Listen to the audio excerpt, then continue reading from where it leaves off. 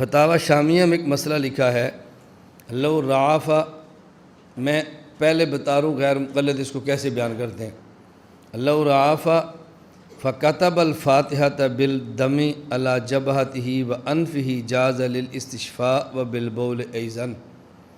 اگر کسی شخص کو نکسیر پھوٹ پڑی ہو، خون سے مسلسل نکلتا ہو، تو نکسیر کا علاج کرنے کے لیے اپنے ناک اور اپنی پیشانی پر خون یا پیشاب کے ساتھ فاتحہ لکھ لے تو جائز ہے۔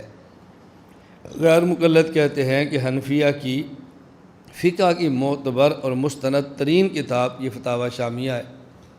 اس وقت تک کوئی شخص ہمارے یہاں مفتی تصور ہی نہیں ہوتا جب تک وہ شامیہ کا مطالعہ نہ کرے، اور فتویٰ دینے میں سب سے بنیادی کتاب یہ ہے۔ تو دیکھو فقہ حنفی کی اتنی بنیادی اور معتبر کتاب میں لکھا ہے کہ سورۃ الفاتحہ کو پیشاب اور خون کے ساتھ لکھنا جائز ہے، الیاذ باللہ۔ تو یہ لوگ کس طرح قرآن کریم کی توہین کرتے ہیں حنفی۔ اب جو بندہ اس مسئلے کو پڑھے گا بندہ پریشان تو ہوگا۔ ایک بات سمجھ لیں، یہ جو ہمارے یہاں فتاوی شامیہ چھپا ہوا ہے، اس کے اندر 3 کتابیں ہیں۔ سب سے پہلے ایک متن ہے اور مختصر سی کتاب ہے جس کا نام ہے تنویر الابصار۔ اس تنویر الابصار پر ایک شرح ہے، اس کا نام ہے الدر المختار۔ پھر الدر المختار پر حاشیہ ہے، اس کا نام ہے رد المختار۔ یہ ہے فتاوی شامیہ۔ تو اس میں 3 کتابیں ہیں۔ نمبر 1 تنویر الابصار، یہ متن ہے، اور اس کی شرح الدر المختار، اور اس پر حاشیہ رد المختار۔ یہ رد المختار حاشیہ، اس کو فتاوی شامیہ کہتے ہیں اور فتاوی ابن عابدین بھی کہتے ہیں۔ تو یہ وہ لوگ اعتراض کرتے، اب جواب سمجھیں۔ ہم نے کہا کہ دیکھو آپ نے پوری بات کو پڑھا نہیں ہے یا پوری بات کو سمجھا نہیں ہے۔ آدھی بات پڑھتے ہیں یا آدھی بات سمجھتے ہیں، اس لیے مسئلے کا رخ بالکل غلط ہو جاتا ہے۔ ہمارے احناف کے ہاں قرآن کریم کو بغیر وضو کے ہاتھ لگانا جائز نہیں ہے۔ تو جن کے ہاں بغیر وضو کے قرآن کو ہاتھ لگانا جائز نہ ہو، ان کے ہاں قرآن کریم کو پیشاب سے لکھنا جائز کیسے ہوگا؟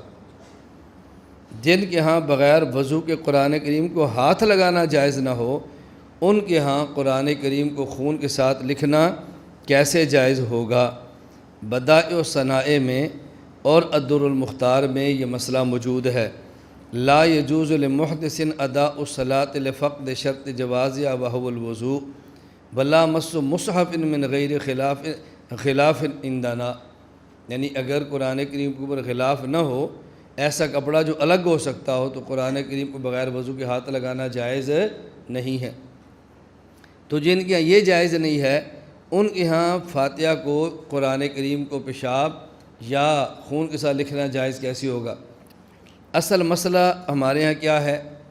مسئلہ یہ درج ہے کہ اگر کسی شخص کو نکسیر پھوٹ پڑی اور اس کے پاس اور کوئی علاج نہیں تھا سوائے اس کے کہ کوئی عامل کہے کہ سورۃ الفاتحہ تم پیشاب یا خون کے ساتھ اپنی پیشانی یا ناک پر لکھو، اس کے علاوہ اور علاج ان کے پاس نہیں تھا، تو کیا یہ جائز ہے یا جائز نہیں ہے؟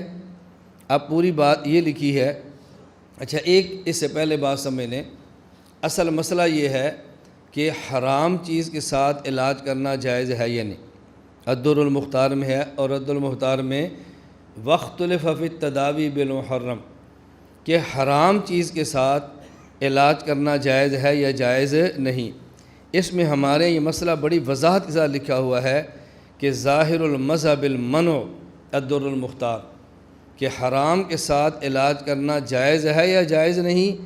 ہمارا ظاہر المذہب اور ہمارا فتویٰ اس پر ہے کہ حرام کے ساتھ علاج کرنا جائز نہیں۔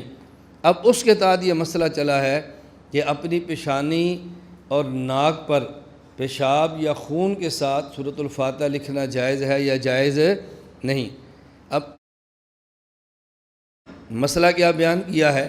پہلے پوری عبارت سن لیں تو بات سمجھنی بہت آسان ہو۔ عبارت یہ ہے، لو عنفا، اگر کسی کو نکسیر آ گئی، فَكَتَبَ الْفَاتِحَةَ بِالدَّمِ عَلَى جَبْهَتِهِ وَأَنْفِهِ جَازَ لِلْاِسْتِشْفَاءِ وَبِالْبَوْلِ أَيْضًا، اور اس شخص نے اپنی پیشانی یا اپنے ناک پر سورۃ الفاتحہ خون یا پیشاب کے ساتھ لکھی تو یہ جائز ہے شفا حاصل کرنے کے لیے، لیکن شرط کیا ہے؟ ان عالم فیہ شفاء لا باس بہ، اگر پورا یقین ہو کہ یہ لکھنے سے مجھے شفا مل جائے گی تو پھر کوئی حرج نہیں ہے۔ لیکن لم ینقل، یہ لیکن لم ینقل کا معنی کیا ہے؟ اس عبارت کو سمجھیں، کس چیز سے شفا ملتی ہے؟ پیشاب کے ساتھ سورۃ فاتحہ لکھیں، اس سے شفا ملتی ہے کہ نہیں؟ یا تو یہ معلوم ہوگا عقل کے ذریعے، عقل بتائے کہ فاتحہ پیشاب سے لکھے تو شفا مل جاتی ہے، عقل اس کا فیصلہ نہیں کرتی، یا اس کا پتہ چلے گا طب کے ذریعے کہ طب بتائے گی حکمت کے سے شفا ملتی ہے کہ نہیں۔ یہ حکمت کا موضوع ہی نہیں ہے، حکمت دواؤں کے اثرات سے بات کرتی ہے اور حکمت میں عملیات سے بحث نہیں ہوتی۔ اب شفا ہے یا نہیں یہ معلوم ہوگا قرآن کریم یا حدیث پاک سے، اور کہیں قرآن کریم اور حدیث پاک میں نہیں ہے کہ سورۃ الفاتحہ کو پیشاب یا خون کے ساتھ لکھو تو شفا مل جاتی ہے۔ اب سورۃ الفاتحہ کو پیشاب یا خون کے ساتھ لکھیں تو لکھنا جائز ہے کب؟ جب یہ معلوم ہو کہ اس طرح کرنے سے شفا مل جاتی ہے، اور معلوم ہوگا عقل سے بھی معلوم نہیں ہو رہا، یا معلوم ہوگا طب حکمت سے، طب حکمت کا موضوع نہیں ہے، یا معلوم ہوگا قرآن اور حدیث سے، اور قرآن کریم میں ایسی کوئی آیت نہیں جس میں یہ لکھا ہو کہ اس سے شفا مل جاتی ہے، احادیث میں کوئی حدیث بھی نہیں کہ جس سے معلوم ہو کہ اس سے شفا مل جاتی ہے۔ تو اس کا مطلب یہ ہے کہ جائز تب تھا کہ جب معلوم ہو شفا مل جاتی ہے، اور اس سے شفا کا ملنا معلوم نہیں، جب معلوم نہیں تو اس کو لکھنا بھی جائز نہیں ہے۔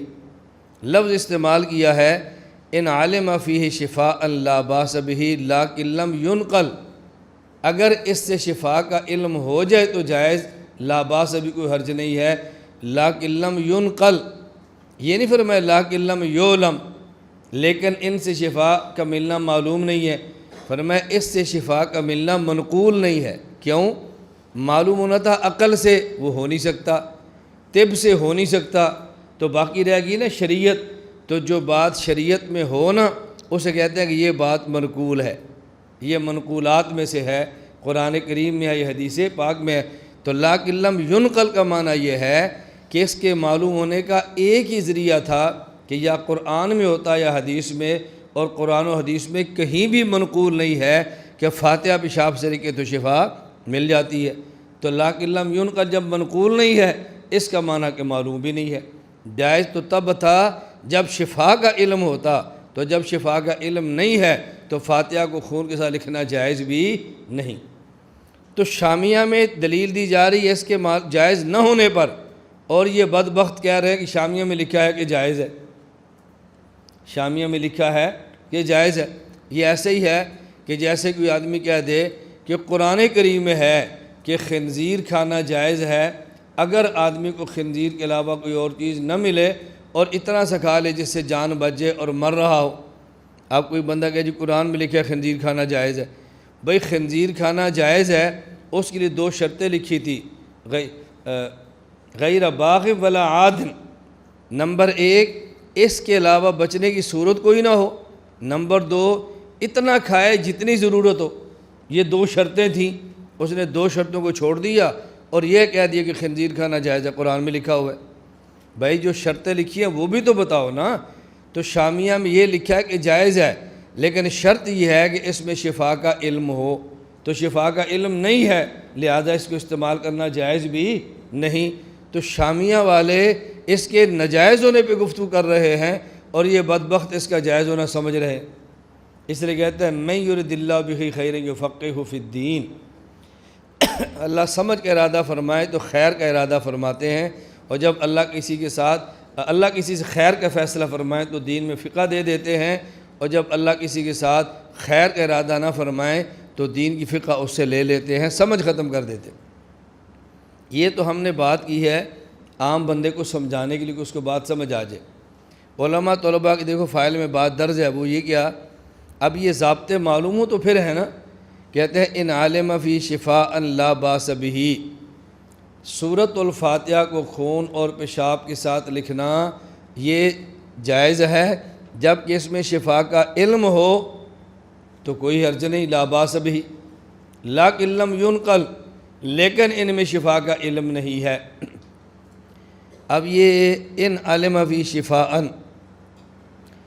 ان علم فی شفاء لا باس بہ، دیکھیں یہ عبارت میں ان علم فی شفاء یہ مقدم ہے اور لا باس بہ یہ تالی ہے، شرط اور جزا ہے نا، تو شرط کو مقدم کہتے ہیں اور جزا کو تالی کہتے ہیں منطق میں۔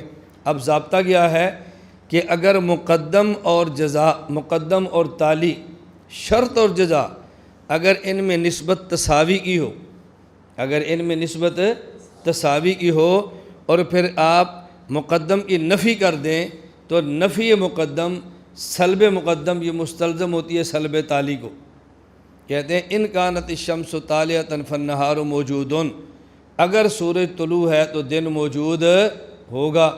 اب سورج موجود ہو تو دن ضرور ہوتا ہے، ایسا نہیں ہوتا کہ سورج بھی ہو اور دن بھی نہ ہو، ایسا کبھی نہیں ہوتا، سورج اور دن کے موجود ہونے میں تساوی کی نسبت ہے، اگر سورج طلوع ہے تو دن موجود ہوگا، لیکن سورج طلوع نہیں ہوا تو اس کا معنی دن بھی موجود نہیں، جب سورج کے طلوع ہونے کی نفی کریں گے تو وجود نہار کی نفی خود بخود ہو جائے گی۔